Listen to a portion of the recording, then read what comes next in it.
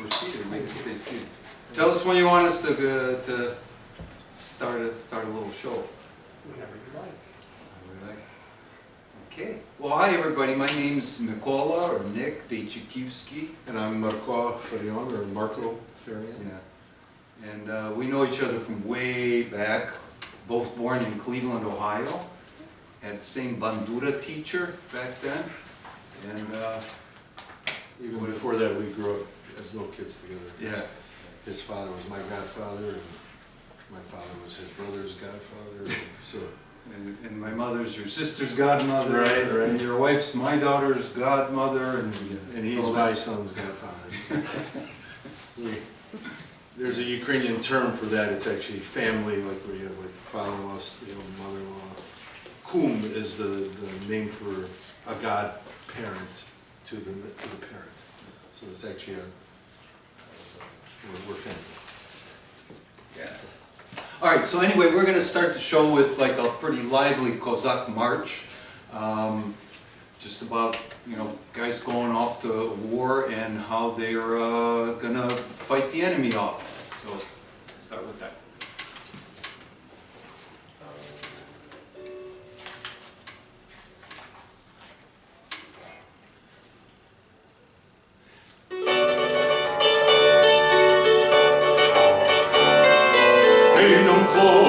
До зброї нарець погуляти, слави знову здобувати. Ой, чи пан, чи пропав, двічі не вмирати.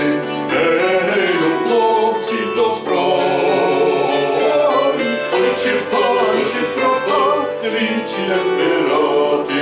Ей, ну, хлопці, до зброї. Гукнемо з гаківниць, даримо гармати, блиснемо, гей. Ой, чи пан, чи пропав, двічі не вмирати. Ей, ну, хлопці, до зброї. Ой, чи пан, чи пропав, двічі не вмирати. Ей, ну, хлопці, до зброї.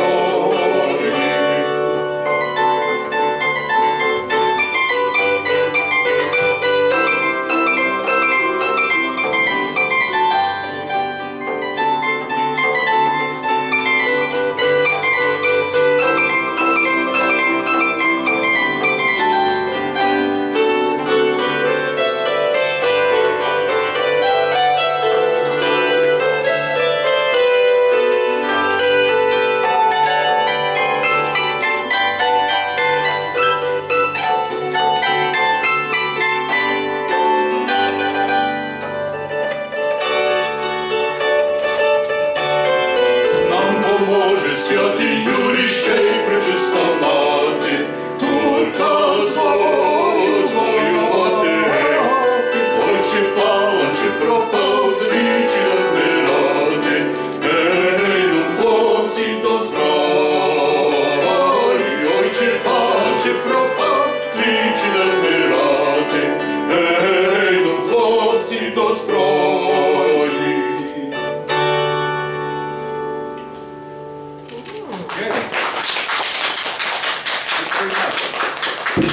So, the instrument you're seeing here is called a bandura, B-A-N-D-U-R-A.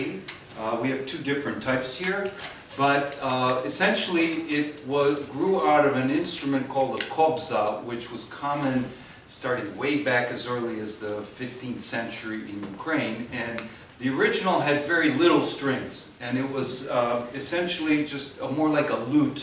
It had a few strings in the middle, and then a shape here. But over time, somebody figured out to add on treble strings, right? And so you'd have additional treble strings. And in the 20th century,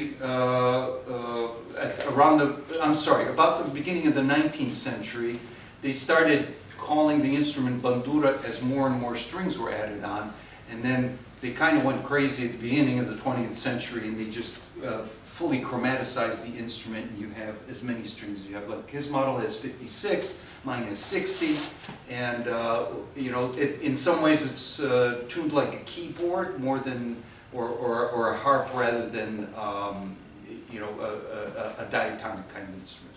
So, with that, we're going to trace you a little bit back into the history, because it started out as really a minstrel instrument, or a bard's instrument, and typically it would be a solo performance and almost always an accompaniment to singing. And the role of these wandering minstrels, or kobzars as they were called, was not just entertainment, but really to kind of talk about the life of the people, or news, what was going on in the world, often about, you know, like leaders and battles, but also often very moral components and religious songs, because they, we'll tell you a little bit more about the role of kobzari and them being the voice of the people. But one of the core repertoires was religious music, so we're going to sing you a chant about the Virgin Mary going through a field, and then later standing at the cross where her son was being crucified. So, Через поле широке.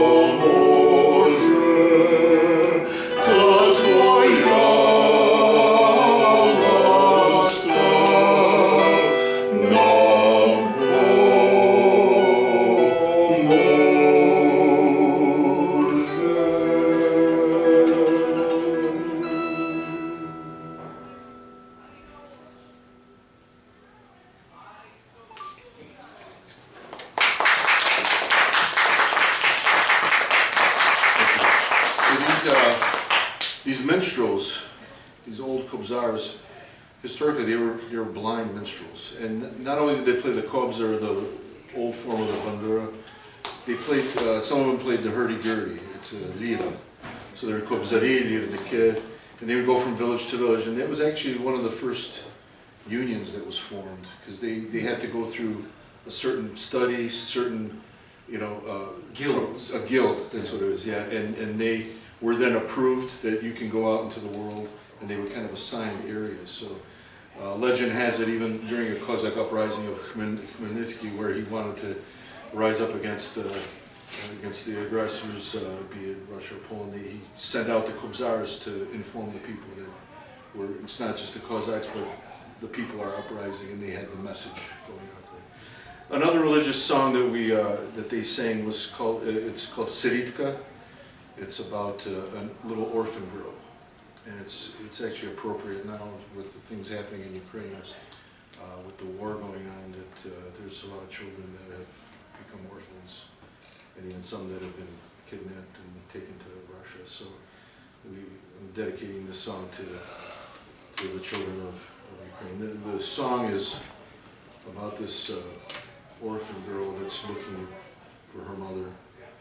And they said, don't look, you're not going to find her, and even the Lord speaks with her. And she finally finds her mother, speaks to her, but she's actually at the gravesite.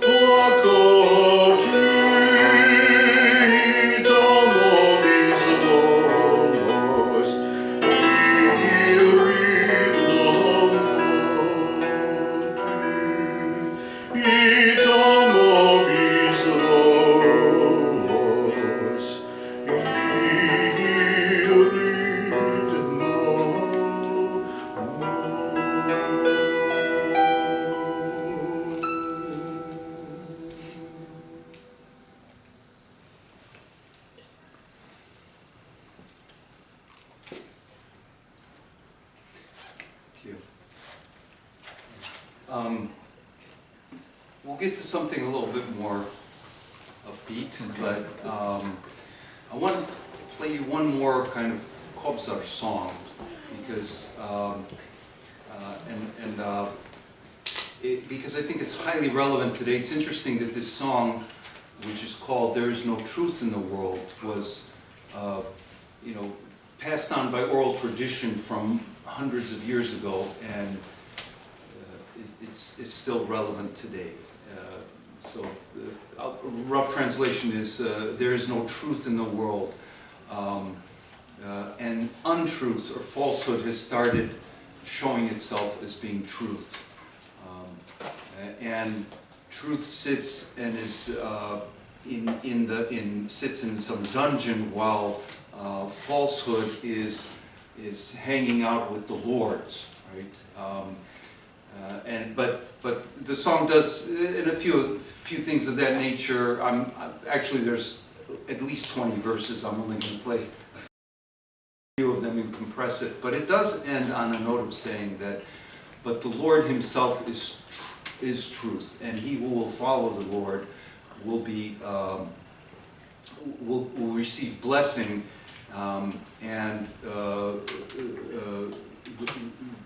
the Lord will smite pride and bring in humility to the world. So I really like it for many reasons.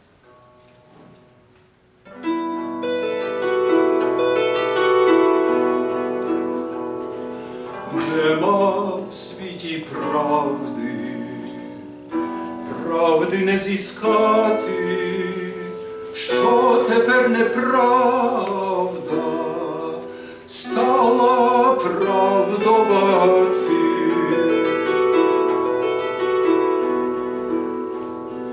Уже тепер правди ногами топтають, а тую неправду медом напувають, а вже тепер правда сидить у темниці, а тая неправда з панами в світлиці. Десь ти, правда, вмерла, чи ти заключена, бо тепер неправда увесь світ зажерла.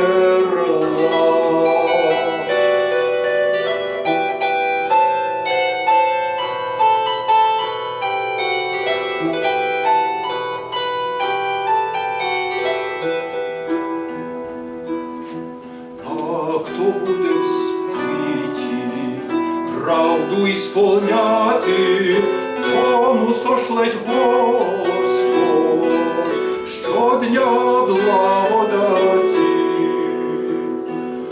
Бо сам Господь правда і смирить гординю, сокрушить неправду, вознесе святиню.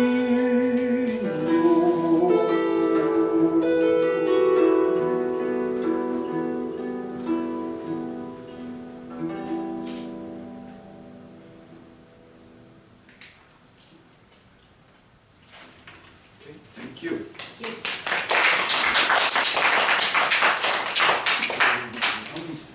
No, next is Let You I'm going to do another number. It's also a historic song about the Cossack that he goes out to battle, and this was actually written by a famous bandurist from the last century. He came to America, and he was actually an oncologist in New York City, but he was like one of the best players. Anyways, he wrote this song, and the text is about the Cossack that goes out, but the girlfriend is waiting at home, or his beloved is at home. So he's speaking with the eagle. He goes, fly back to Ukraine, and she's waiting, watching the street, waiting for me to come back. Please tell her she will never see me again, because he's stuck in he can't go back to Ukraine. You know, what happened after World War II, people that fought for Ukraine in the Ukrainian insurgent army and all that, if they went back, they'd go straight to Siberia or get shot. So a lot of families were split up at the time.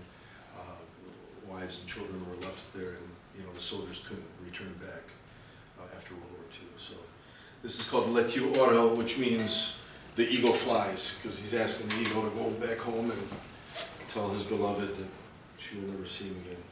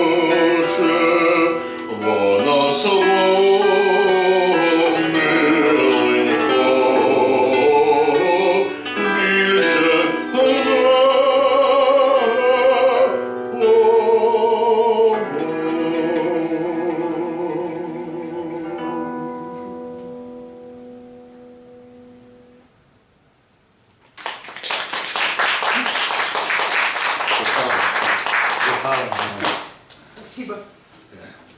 All right. Actually, let's flip it. I'm going to do double of батька, три дочки. Okay. All right.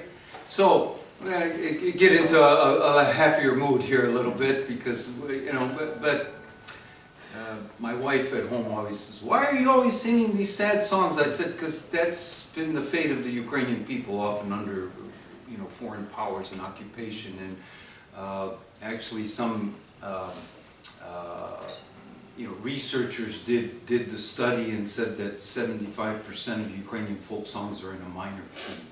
But I wish that was 80. Yes. All right. So.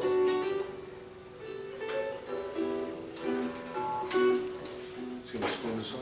Yeah. I'm just trying to. E and B? Yeah. Oh, because we're doing it in B minor, I think, or You tell me. yeah. It's his song. Yeah. I'm just playing along. He's just playing along. Yeah. There we go. So, a father had 3 daughters who all grew up together.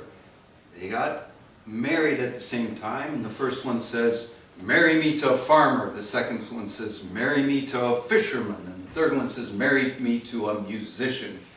Okay, and then it goes on.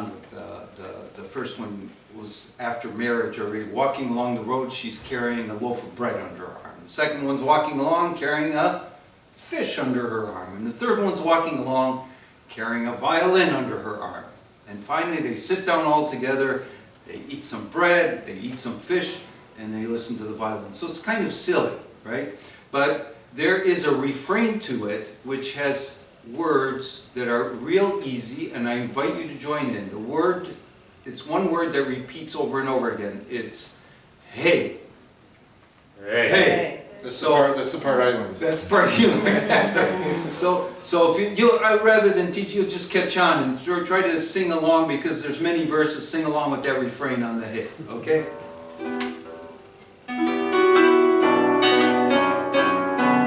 Та було в батька 3 дочки, та усі разом поросли. Гей, гей, гей, гей, гей.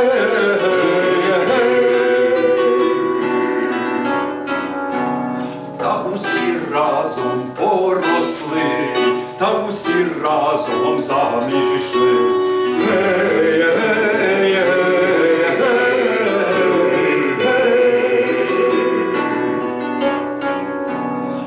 Що першая дочка каже, та віддай мене за хлібороба. Гей, гей, гей, гей, гей. А що другая дочка каже, та віддай мене за риболова. Гей, гей, гей.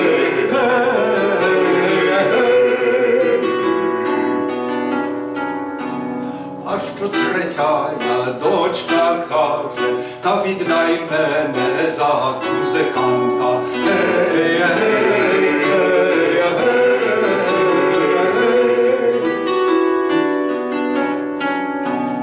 Та що перша дочка йде, піде полою, пиріг несе. Гей, гей, гей.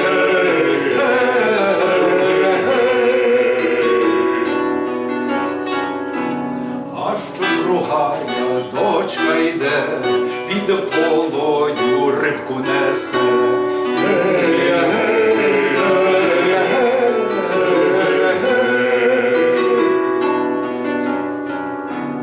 А що третя дочка йде, піде полою, скрипку несе. Гей, гей, гей, гей.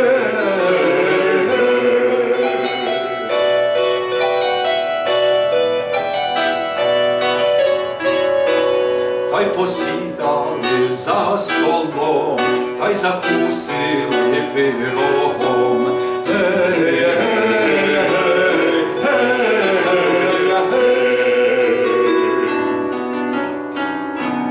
Та й поїли рибки, та й послухали скрипки. Гей, гей, гей, гей, гей, гей, гей.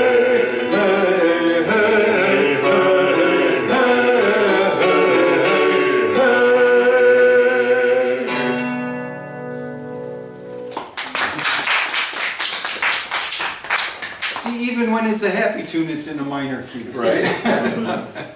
Anyway, we're gonna getting you hearing a little bit more of the instrument. So this is a song called Homin Stepiu, or the Echo of the Steppes. You know, the grasslands that are in southern Ukraine. And our teacher, a guy named Deychakiwsky, wrote it. And we'd like you to, as we play, to imagine, you know, being out in these wild grasslands that today are probably sunflower fields and the like, but it used to be very tall grasses, and you know, just the wind whistling through these grasses, or some birds screeching. They said the steps were so tall that a Kazakh could be on a horse galloping through and you still wouldn't see him. because it was such tall Grasslands. Okay. So, homing stipule. from the stipule. Oh, let me make sure I flip my C sharps back to C's.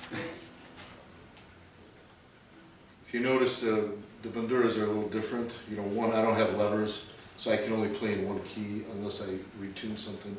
He has levers on each individual string, so he can go and play in different keys. So we have different instruments. You know, I have one of these two, and you know, and even these kind of instruments, I play in a different style. This one was made in Chernihiv. This is a Poltavka instrument, but this was made in Detroit. And that's one of the other things that was kept alive here in the United States, where in the Soviet Union they just developed these types of banduras, and these were we Preserved outside of and now in Ukraine they're making these kind of instruments. But anyways, just wanted to throw that out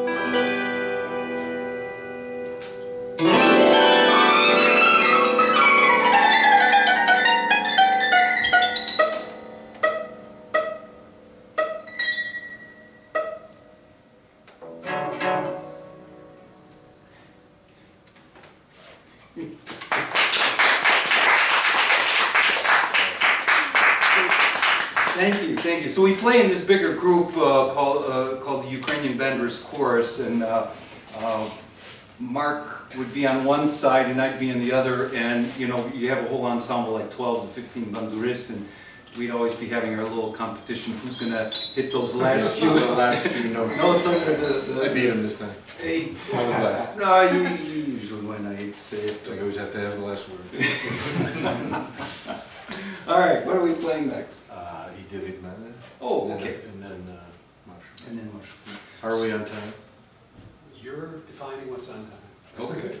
All right. All right. Well, let's give you another piece. This is already more into a modern era of the 1940s, where there was a lot of efforts at Ukrainian independence. I mean, Ukraine had a brief period of independence around the time of the Bolshevik Revolution, 1918 and 1921, but the Bolsheviks kind of took over.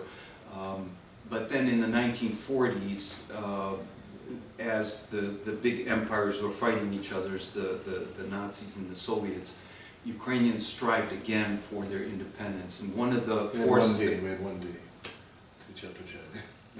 Well, there was a day of declaration of independence. But that didn't last. And it didn't last, but there was a Ukrainian partisan insurgent army that did fight both the Nazis and the Germans, and actually even the Poles, because part of Ukraine was under Poland.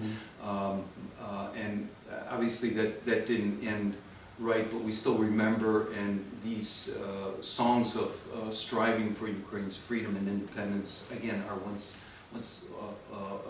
again relevant today. Yeah, this insurgent army actually, even though World War II ended in 45, they kept fighting until 1950, 52. And so, like, my parents were refugees, well, as his, stuck in the German refugee camps after the war.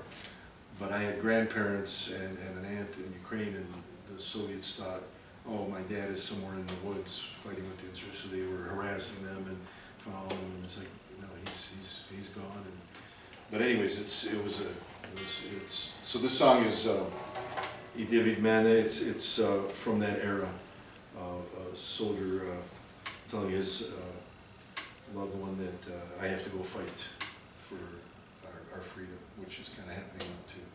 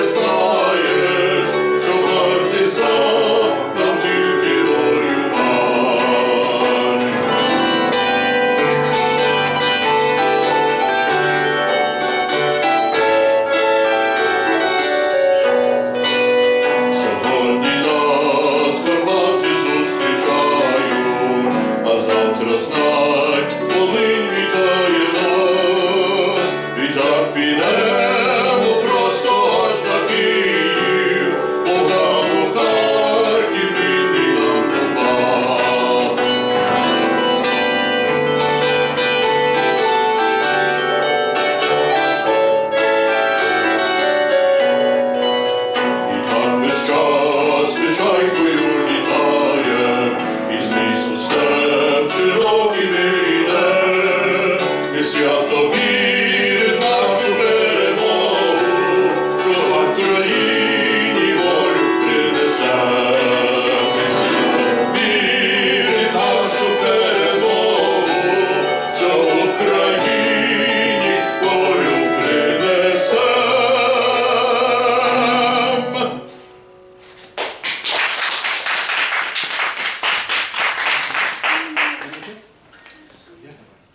You guys want to hear one more? Yeah.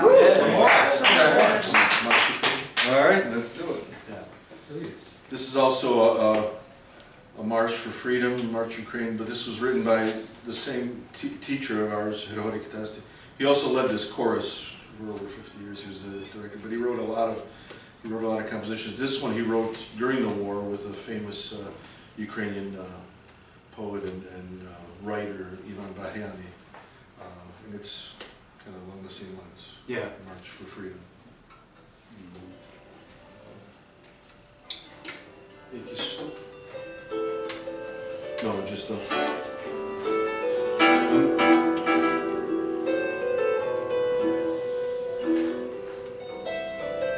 Trying to remember it. Okay.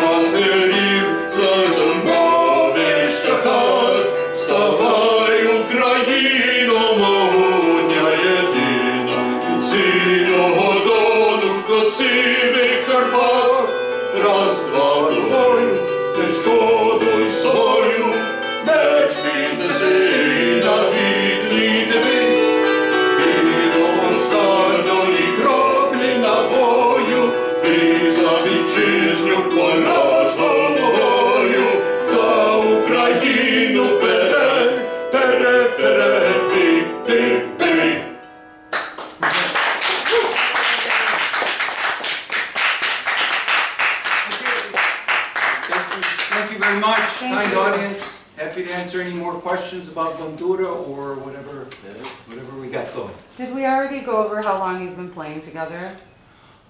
Oh, okay. I started when I was 12. He's a bit younger than me. But I've been playing and performing for 50 years, and he's been doing it longer. Wow. Well, yeah, a little bit longer, from 66 to yeah.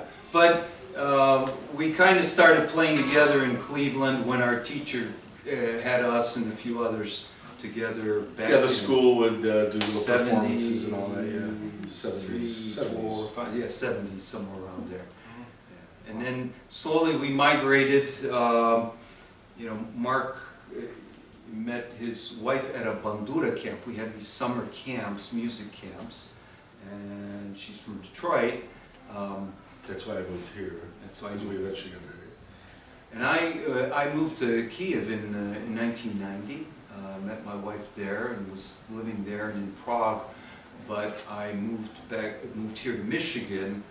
I work for the Charles Stewart Mott Foundation, and it's headquartered up in Flint. So I live in Brighton. But so in the area, we're kind of in the same place again.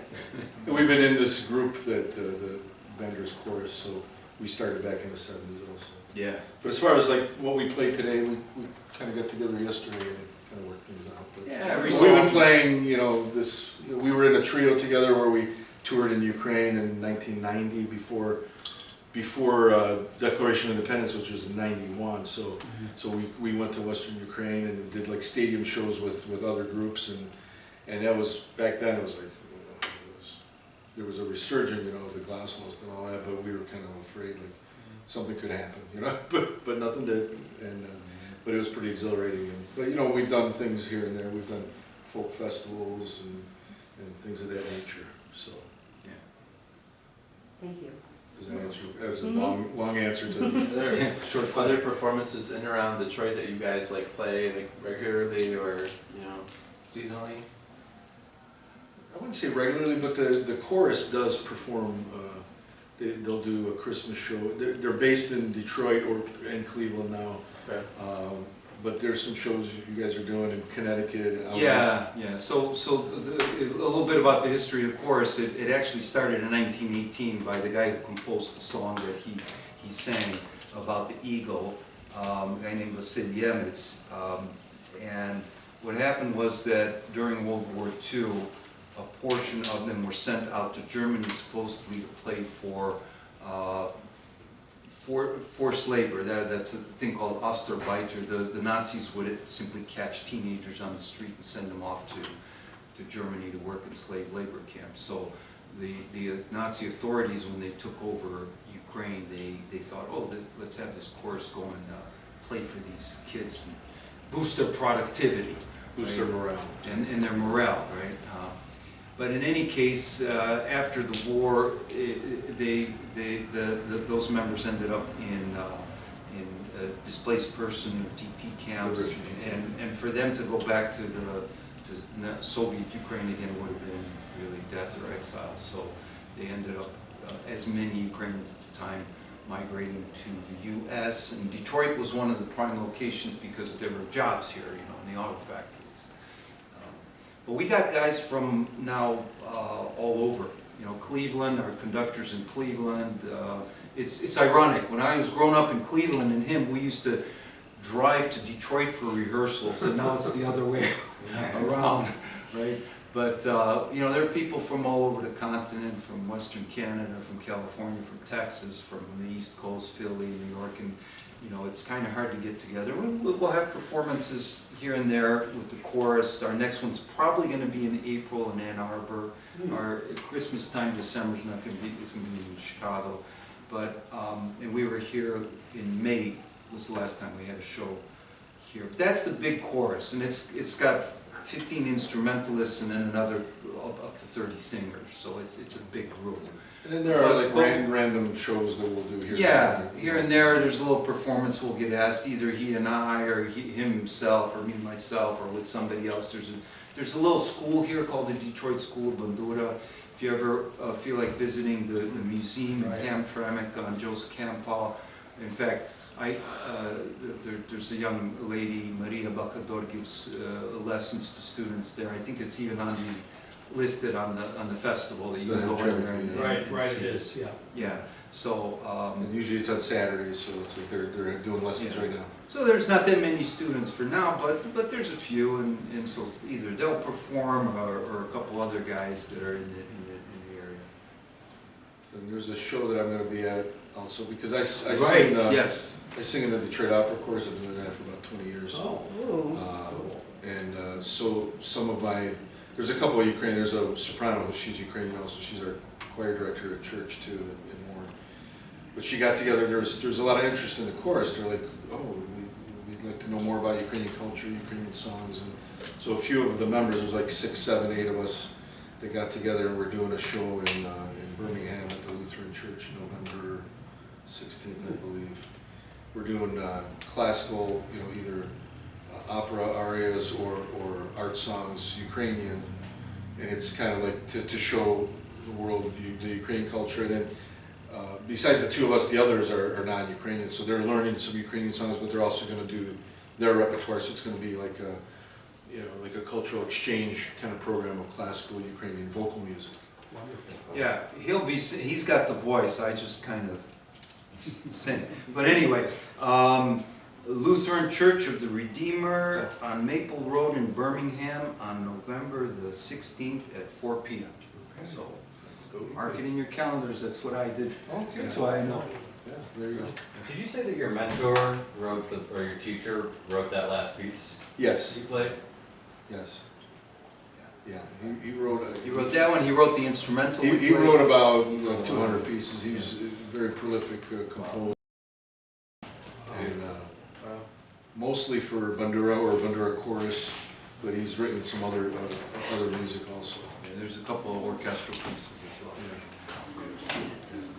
Deychakiwsky was Yes, sir. So when these get out of tune, how many months does it take to get it back? Oh, well, so, No, I'm just kidding. But does the humidity affect? Oh, yeah. this? For Humidity, sure, yeah. right? yeah. So, I mean, you know, after a while you get good, you know. Of course, I think it starts I've tuned, tedious and then I've tuned it's 4 good. banduras today, and you know, you could use a snark or a tuner, an app on the phone, or I still like to do the old school, which is our teacher, Deychakiwsky, had one of these, That's how you do it. How interesting. right? A. And then you get your one note, and then afterwards you relatively tune Yeah. with the. But if you keep an instrument tuned all the time, it usually keeps its tune. You know, it's only if it sits around for a few years. Yeah. And then when you tune it once, you got to tune it at least 3-4 times for it to kind of maintain its tune. You know, just Yeah. like any instrument. Yeah. But if we're keeping it, you know, relatively, you know, fix a few things, because your playing will take it a little bit out, but, you know, usually, you know, 5 minutes, 10 minutes. So, okay, gotcha, of course, right? Yeah. So, Could you say something about the roles of the different instruments? Is that more of an accompaniment instrument, and that more of a solo instrument? Do they have those kind of roles, or? They're both individual instruments. It's just the style of playing. My left hand is kind of stuck with the basses, and the right hand is playing the melody. With the poltavka instrument, you could do that, but you can also play with the left hand. It's called Deychakiwsky, where you can play melody with the left hand and your own accompaniment with the right hand. Okay. He'll show you an example. Except I've never learned how to do it well. So, and the repertoire that we have in this Bandura chorus here, because there's a Bandura chorus in Ukraine, there's several, and they play these kind of instruments. They don't know how to play that. But we're able to, our repertoire is much more varied, and we could do a lot of things that were written for it. There was a composer called Deychakiwsky that he wrote certain of these epic ballads he put into like chorus form, and then or Bandura orchestral form, where you know there's all these different melismas and glissandos and everything. So and the tuning pegs are down here, so it doesn't. Here I can't put my hand over, so it's just a different style. This is called the Kiev style. That's the Kharkiv style, and it's a Poltavka bandura, even though this one was made in Detroit. This one was made in Chernihiv, but it's technically a Kiev bandura. Yeah. So two different styles, but they serve the same purpose. This one's probably more versatile. I can hear a lot more bass coming from your. Yeah, because that's all I can play. Yeah, So interesting. I'm kinda Yeah. stuck there with my left hand. Yeah, so, sadly, I'm not, you know, but there are people who can go with their left hand pretty good here, this way and that way. I was still mainly playing like this, but it offers that flexibility. The other thing, and why was, you know, Marko had said earlier that this one really kind of stopped evolving in Ukraine. They stopped making them, okay? On that type of instrument, they actually developed tuning levers like on a harp. So on a harp you can flip one lever and it'll tune the whole bandura into a different key, right? And part of the reason is, if you think of it, it's like a keyboard, the strings crisscross, right? Okay, but as opposed to, if you're playing a keyboard, to reach into the black keys is, you know, it's nothing. You know, we're playing white key or black key, you're pretty good. On that, even when the strings crisscross, you have to reach up a little bit or dig in further to get to your chromatic strings. And because the spacing is tight, it's just technically I mean, there are some really good players that can wail away on it, but it's challenging.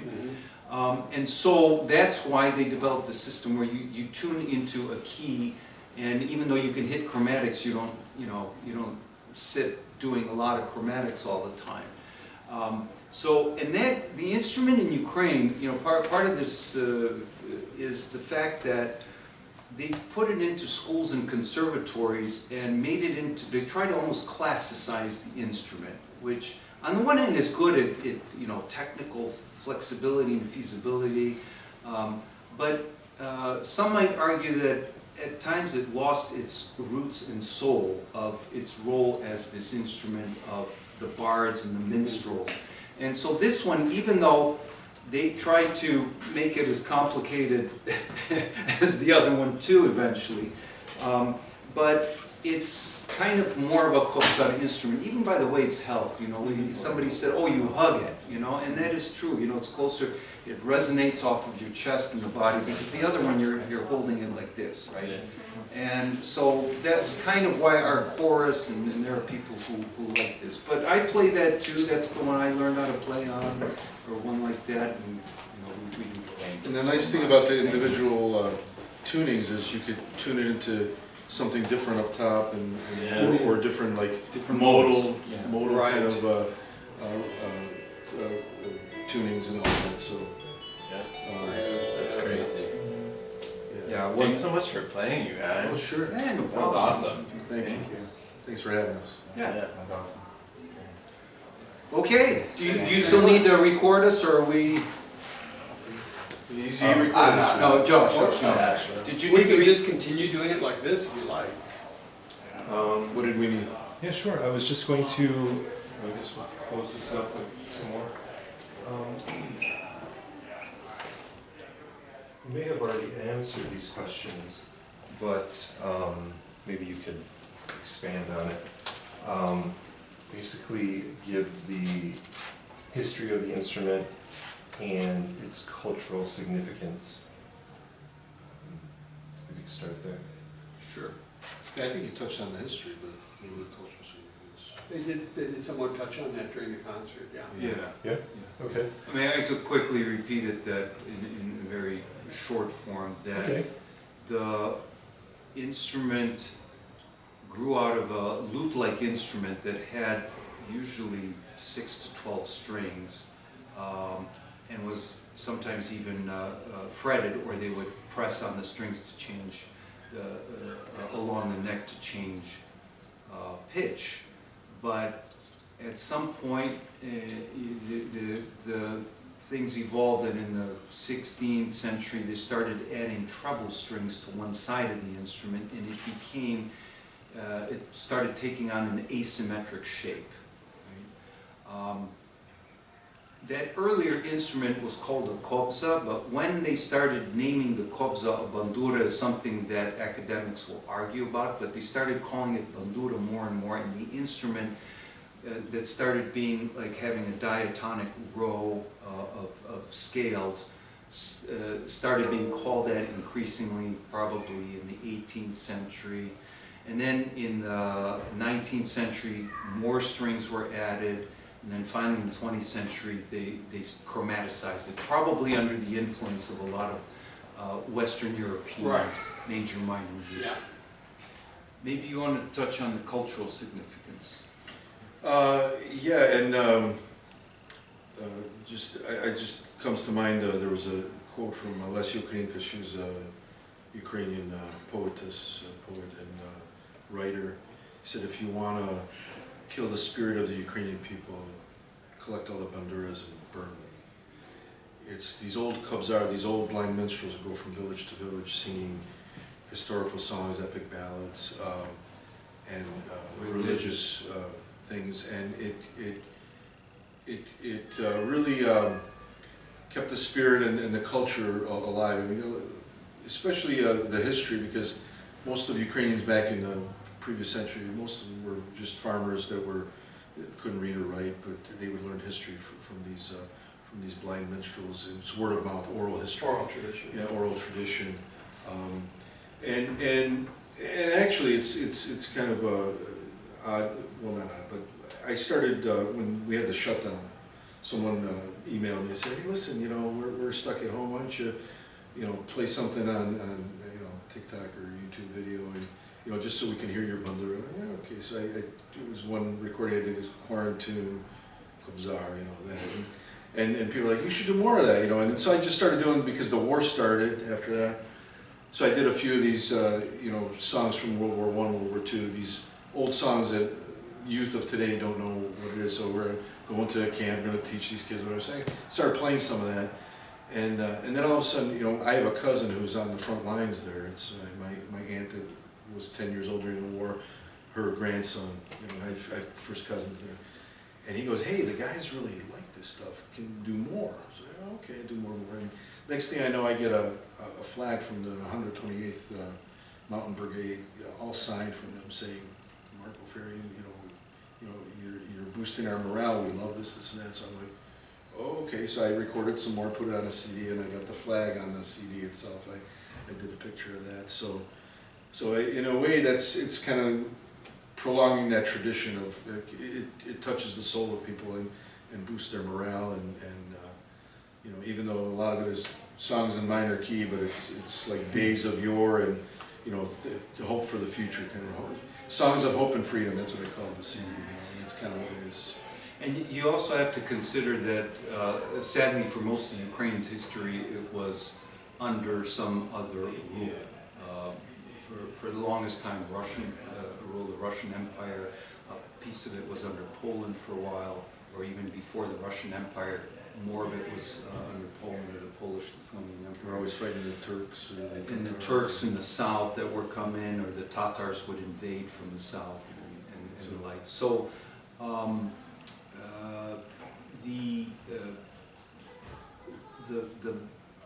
the minstrels were not appreciated by the authorities. There were cases of, you know, sort of Russian gendarmes coming in, and there's a bandura player playing something Ukrainian, and they would just break his instrument and the like. And then there was even a case, this is in Stalin's time, where in 1933, that during the purges and all that. they gathered. They said there's going to be a whole conference of bandurists, and they gathered them in Kharkiv, and several hundred were shot because this was again the voice of the people, the soul of the Ukrainian nation. So it's a very important role that goes beyond just pure entertainment or just music. What is the modern state of the instrument, how it's being used, you know, obviously in a traditional way, the way you both have presented it? Is there, where does it sit in the Ukrainian culture these days? I think there's a big renaissance of the bandura right now. There are people that are actually making the old kobzas and the old banduras, and they're learning the old repertoire. Ever since Ukraine gained its independence, there's been, like I said, a renaissance. So there's people that do what we do. Now there's a lot of course, the conservatory trained ones that they'll play Bach and Beethoven and some Mozart and stuff like that. But now they're playing more and more Ukrainian things. There's a group of people that are playing a lot of covers. You know, Metallica just posted on their Facebook page a bandura player doing "Nothing Else Matters." You know, the soldier who plays, who Sting is. Yeah, he was at one of the soldiers. There's actually a corps of musicians that are traveling around the world. That they're not only are we fighting the battle on the ground, but there's a cultural battle. Like Russia says, you know, Russia, Ukraine is the same stuff, but it isn't. This is not about Laika. You know, this is way different. But also the music and all that. So there was a group that was at Sean Penn's house, and he was just playing bandura, and then he saw Sting walk in. So of course he started playing some Sting song, and Sting sat down and started playing with him. That video went viral. You know. Wow. So stuff like that, they'll play covers, isn't that? There's actually a woman, Mariana Krut, and she does, you know, it almost sounds like Billie Eilish with Bandura, so there's a lot of modern stuff going on, which is great. There's one of our friends, Julian Kutz, who does this kind of stuff wonderfully, but he's getting into a lot of improv, and it almost sounds like Philip Glass music. Yeah, or atonal, he goes atonal, or he'll now do things like, he'll make all kinds of different sounds, So it's different, yeah. or, I mean, it sounds, so it's actually spreading into a Yeah. lot of, from traditional, we're more oriented toward Preserving kind of the old folk traditions and and the like, but we do, we both have composed some stuff, that we think sounds a little bit more, gets out of the traditional, but you have a lot of jazz bandurists that do it. The good thing is that because of amplification technology, you can now play the bandura together with other instruments more readily, because its problem is that it is inherently by itself a rather quiet instrument. I mean, there are attempts to make it louder, but by itself there's no way it will compete with a guitar or a violin or a piano. But because of... Or just playing in a club or whatever. Yeah, because of amplification technology, now it could really go places with other instruments. So, my favorite Ukrainian rock band called Sun Shadow, or Teen Sonce, has a bandura integrated into it. It sounds like fantastic. So that's not the only one. They'll have bandura and some rock ensembles in Ukraine. Even jazz, Al Di Meola had a bandura Jazz. player with him on a tour. Or together, like there's one team of people where it's an Armenian duduk and a bandura playing together, so you can go cross ethnic. Right, yeah, cross So, cultural. or Multicultural. Alina plays with I think with another that one. Well, Julian just did a recording for Folkways.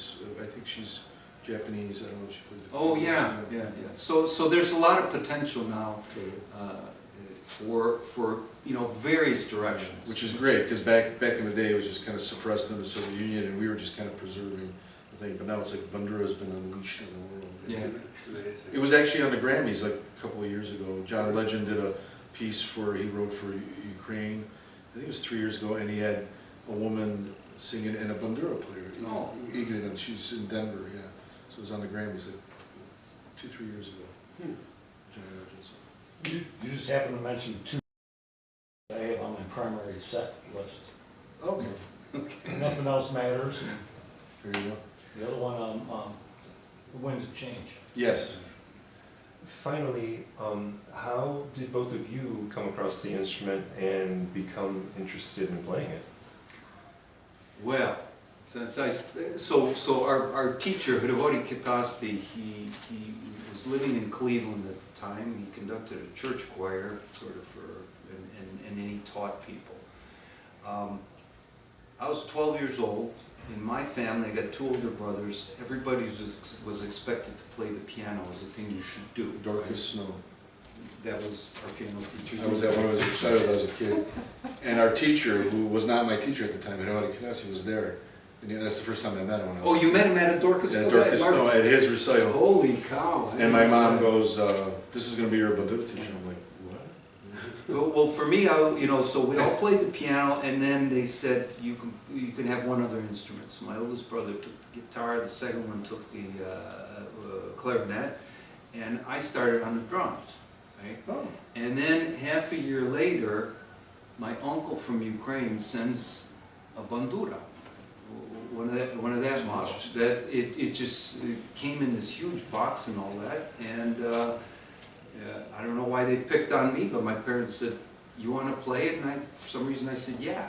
And well, sometimes I think I miss my calling because I love to bang on things, and do percussion. But that's literally how it started. I have a similar story because this actual bandura, like I said, my grandparents remained in Ukraine. My grandmother came to visit in '72 and brought this instrument. And I'm the youngest of 5 siblings, so it started out with my brothers. Like, I'm not playing. My 2 sisters, I'm not playing. And Ida, my youngest, she's older than me. she started for a little bit, it was kind of a disaster. She played violin, and she was really bad at violin. So anyways, I was like the last of the Mohicans. It's like, you gotta play, you know. So I met the teacher at his recital. I started going, and he used to make us write down how much you practiced every week, you know. So as I'm being driven to the lesson to his house, I'm filling in the notebook an hour. Composing. Yeah, and I sat there one day, and he goes, you didn't practice. And I go, well, everyone here. It's like, no, you didn't practice. He goes, I don't care that you're wasting your time, but you're wasting my time, so please don't come back again. That's what he said. So I got in the car, I went home, didn't tell my dad anything. And I'm like, I'm scared I'm gonna get beat or something, you know? And I just practiced every day for like probably 2 hours a day. And I came back the week later, and he goes, what are you doing here? I told you to never come back. And I said, I'm sorry, I lied, and I didn't practice, but I practice now, and I really want to play the instrument. And that was it, you know. By the way, you know where I had my first lesson? In your Basement. With With your- my sister. With your sister. Yeah, she was horrible, right? Well. No, there was a group down there, I remember Benny You kept play playing. better, yeah, okay. Yeah. No, if she's listening to this, I'm just joking. Well, thank you for sticking around. Yeah, thanks a lot. Answering really the great. questions and kind of giving us a little bit more well-rounded history of, you know, the Bandura and your experience with it. Well, thank you for listening, your interest, tolerating our little bit of, you know, It's beautiful. rambling, going back No, into this our old is- days and the like. No, it's wonderful. No, but we enjoy doing things like this. It's our teacher, when we were being taught, he said our mission here, and this was still under the Soviet Union, is preserve the instrument, preserve the repertoire, but also show the non-Ukrainian world what the bandura is, and, you know, spread the word, you know, show people what it is. Because, you know, back in the day, they thought Soviet Union, oh, that's just Russia. There's 15 countries in the Soviet Union. You know, there's 14 other cultures that are, you know, under the empire. You know, so At least that was if you our, start thinking yeah, about and the the Federation indigenous itself, peoples yeah. in Russia that. so that was what he instilled in us. You know, you preserve and then promote, you know, the instrument, and that's kind of our mission. Yep. So we like doing stuff like this. Yeah, this is great. Yeah. Thank you. Okay, thank you. Thanks Thanks for very having much. us.